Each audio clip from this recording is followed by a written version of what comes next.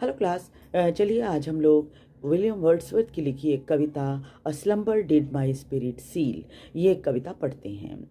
आप सबने सुना ही होगा कि विलियम वर्ड्सवर्थ को तो नेचर पोएट कहा जाता है। जब आप इस कविता को पढ़ेंगे तो आपको ये बात बहुत अच्छी तरह से समझ में आ जाएगी क्योंकि वर्ड्सवर्थ को नेचर पोएट कहा जाता है। ये कविता लूसी नाम की एक लड़की से जुड़ी है जिसकी मृत्यु हो गई है और कवि इसे स्वीकार नहीं करना चाहता। यानी हर किसी का होता है, किसी की मौत हो जाती है अपने प्रिय की, तो ख़ास तौर पे लोग जल्दी उसको मान नहीं पाते, स्वीकार नहीं कर पाते। हालांकि ये जीवन का कड़वा सच है।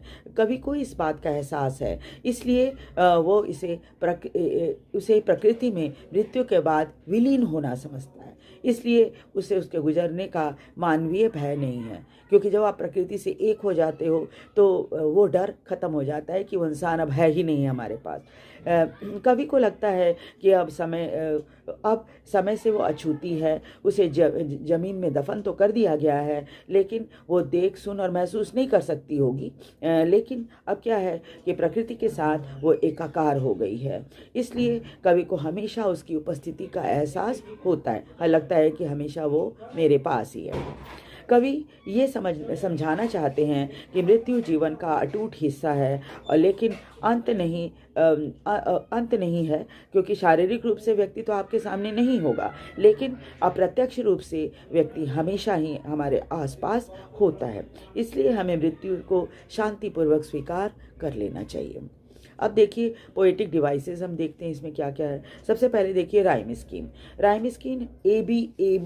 ABCD है, और एलिटरेशन हर कवि इस्तेमाल करता है एलिटरेशन का। बार बार मैंने आपको समझाया है कि एलिटरेशन में दो वर्ड्स जो होते हैं बिल्कुल अगल बगल में होते हैं और सेम कॉन्सोनेंट लेटर से स्टार्ट हुए रहते हैं, जैसे रोल्ड राउंड है ना।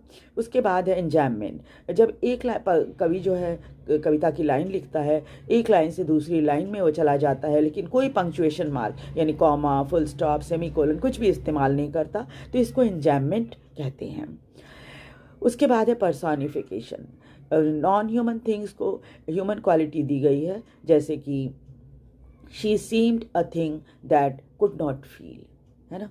तो इस तरह से कवि ने कई जगह और भी इमेजरी और साथ ही साथ मेटाफर वगैरह भी इस्तेमाल किया है कंपैरिजन के लिए। तो वीडियो आपको कैसा लगा? वीडियो को लाइक और सब्सक्राइब जरूर कर दीजिए। Thank you very much.